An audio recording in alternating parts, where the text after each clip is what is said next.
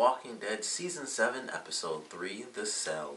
Now this was an interesting episode where we get to see the Saviors in their day-to-day operations. We got Daryl, Dwight, and Negan. That was basically the cast for this episode. Other people showed up. Dwight's wife was in there. I don't, of course, remember her name at all. But what they did with this episode I thought was interesting. It's just Daryl being tortured the whole way through. That's all there is to it. It's the music and stuff, which they had some weird musical choices in this, but that was kind of the point. You know, it starts off and it just has the music playing. It's like Dwight's day. He wakes up, he eats some food, he goes around, people are just getting beat up, whatever was happening with the one dude with the t-shirt, he was pissed off, and then he got destroyed. And so he's going around, he's getting eggs, and he's getting tomatoes and lettuce, and then all that comes together to make a gross looking sandwich. All that stuff looked nasty, and I'm like, oh, he didn't even scramble the eggs. But he goes through his little routine, makes a sandwich, enjoys his time, and then he goes to see Daryl, throws him a little sandwich, or I guess it looked like it was just a loaf of bread, like he just cut a piece of bread and just gave it to him. Locks the door up, next day, do it all again, and it just keeps going over and over, and that's kind of how it is. And Daryl just kind of suffers. Like, he toughs through it, because that's his character, but he does suffer. He goes through, and then it's just them. Like, that's all there is to it. Like, the whole episode is these three characters, and we get to see the inner workings of, like I said, the Saviors, and I can't remember what, I think, was it like the compound, or something like that? I forgot what they call their place, but, excuse me, I like what they did with it. I thought it was pretty cool, and really, I was just waiting to see what they were going to do with Dwight's story, because I knew what happened because of the comics, and I was curious if they were going to do it. I'm like, this is the perfect episode. If they're only focusing on this one location, they have to do his story at some point in this episode about what happened to his face, and you know, everything that happened. And they certainly do it well, and I like the way they did it. You know, like, it was good. It was just like it was in the comic books, and it was just interesting. It was slightly different. The reason that he got burned was actually, it wasn't because they left in the comic books. It was actually because his wife went back to him to have sex with him, like, one time after she decided to marry Negan, and that was against the rules, and that's why he got burnt. And they actually show that, and they don't even explain the story. They actually just show it first, and then they explain it after they have the actual dialogue. But they show it at some point where it happens to, like, a totally different character, and it's like, oh snap! Like, he burns the guy's face, and it's like, oh, that's what happened to Dwight. And then they actually run into his wife. They show his wife later or something like that. And I was like, okay, that explains, you know, how all that happened with him. But, you know, they probably couldn't go as crazy as to actually show someone just flat out get their face burnt up. Especially not the way they did in the comic, because you can imagine what that would look like if someone burned your face that hard and then pulled something away. If it melted your flesh is going to pull away when they do that. So they probably weren't allowed to do that. I don't know why they wouldn't be, considering all the crazy stuff we've seen. But that may have just been a little too much, or maybe just too difficult to do. But maybe they just didn't want to do it that way. I don't know. But the way it all plays out, you know, Daryl's just tough. Dwight's in this crazy position where he took off, and then he comes back, and, you know, we get the explanation of the story and everything. But he's now one of Negan's, like, right-hand men. He's like number 3, because that other guy was pretty much the number 2 guy. So he's like number 3 now. He's like, you know, one of the top people, and so he goes out to search for someone who took a couple items and then left. So he decides, I'm going to go after him, and then that's how Daryl ends up making his big escape. Is the guy, you know, he throws in the sandwich or whatever, and he closes the door, and he completely forgets to lock it. So Daryl makes his escape. He's warned by Dwight's ex-wife, like, hey, just go back, because anything after this, if they catch you, it'll be way worse than what you have right now. Of course, he ignores her, like, I don't know you, F off. So he goes off, and then, of course, he gets captured, and he just gets beat up. He gets beat up. He still holds strong. They have the moment with Negan when he's like, F it, and he's like faking like he's about to hit him, and Daryl doesn't even move. So he still stands up to everything. He stays strong through all of it.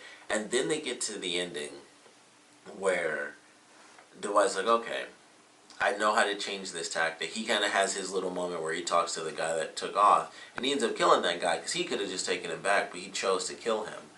So he has sort of this little revelation like, okay, I now know how to get this to work. And so what he does is he changes up the music, and he adds that picture of Glenn that the guy took after Negan killed him. And so he leaves that picture there for him, and he changes the song to like a much sadder song. And that's kind of what eventually leads to that breakdown of Daryl, at least in that one specific moment. But he still decides not to go with Negan. And once they get back to the cell, he's like, I know why you chose it, or why, I know why you took the deal. It was to protect other people. And he says, you were thinking about other people, and he says, that's why I can't. So it's like, because I'm thinking of other people, I can't break down and join this guy and just like give him all this information and all these little secrets that he might be asking for. So Daryl's still there, he's still trapped, but he's staying strong as much as he can in such an absolutely insane situation.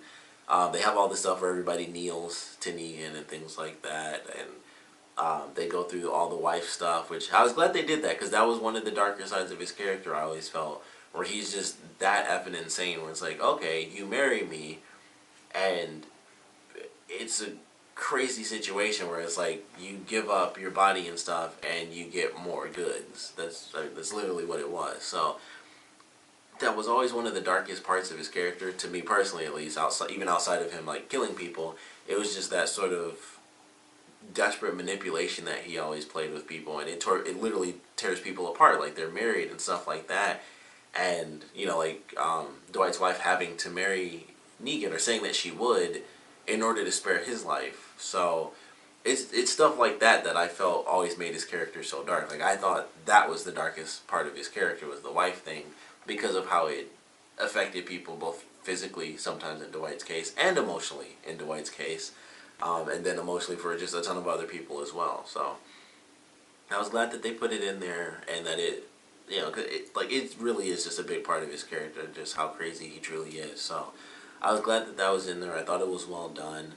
I really don't know what to expect from where Daryl's storyline is going, because he doesn't exist in the comics. So it's pretty much impossible to say. Like, the whole reason for him taking him was because he wanted to like taunt him, and then it was like, I think you could be one of the good guys, or one of my top guys, if you kind of just give in and join me. And he's not going to do that. So I'm not sure how long it's going to take. He might eventually just be like, you know what, I'm bored with him, and he just takes him back to Alexandria and gives him to the rest of the group.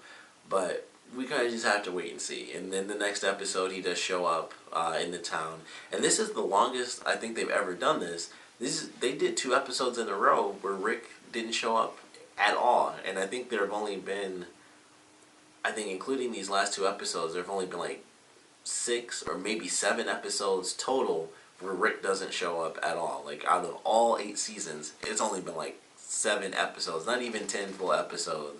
Because Rick is in every single episode, at least in one scene, but he never shows up in this episode or the last. And I thought that was interesting. I was like, wow, they haven't, and I don't think they've ever done that 2 episodes in a row. So this is the first time that's ever happened. And I was like, that's really interesting, because they've made a note of that before. I think on like The Talking Dead, when they do their it's like the Fresh Buzz thing, and they like, this happened here, and this was this, and it was some really old episode. I think it was like 2 seasons ago, and it was like, this is only like the 5th episode where Rick didn't make an appearance at all. And it may have been like the 3rd episode, and that was 2 seasons ago. So it might not even be up to 7. It might be at like 5 or 6, like, honestly. So that's interesting that they actually did that 2 weeks in a row, and Rick is going to make his reappearance, as well as the rest of the group. So we'll see exactly where they all ended up after that moment, because we still never got to see if they even went to the hilltop or anything like that. So based on the promo, we only know that they're back in Alexandria, but we don't know if Maggie's there. We don't know if she stayed at the hilltop. There's still some stuff going on there, what they did with the bodies, where they buried them, if it was back in Alexandria, which most of them would consider home, or if it was going to end up being at the hilltop or something. So there are a couple of different elements to it, but we just have to wait and see at this point. But it was a good episode. Daryl stays strong. We'll see how long that lasts for him, and how excuse me, how long that really works. But I definitely want to know what you guys thought about this one, so please comment below. Let me know your favorite parts, and least favorite parts. And now that we've gotten an inner look at the Saviors and how Negan operates and things like that, how has your perception changed of the character and the group as a whole of the Saviors? Like, I'm sure it hasn't changed too much. It's just like they seem even worse now. But even if that's all there is to it for you, I want to know how you guys feel about, you know, Negan, Dwight for sure, like both those characters on a personal level, and then the Saviors as a whole, because he went through that whole thing when they first caught Daryl, or I guess that was the only time when they caught Daryl, and he was asking people like, you know, who are you, and everyone kept saying Negan. So, you know, they stick with that. We'd seen that before where everybody says it, but I want to know your thoughts on, you know, the Saviors as a group, how they you know, how they operate, how they just kind of follow this guy who's a bit of a maniac, and Negan himself as well as Dwight, and how they operate as characters and what you think about them. So please comment below, let me know, and thanks for watching.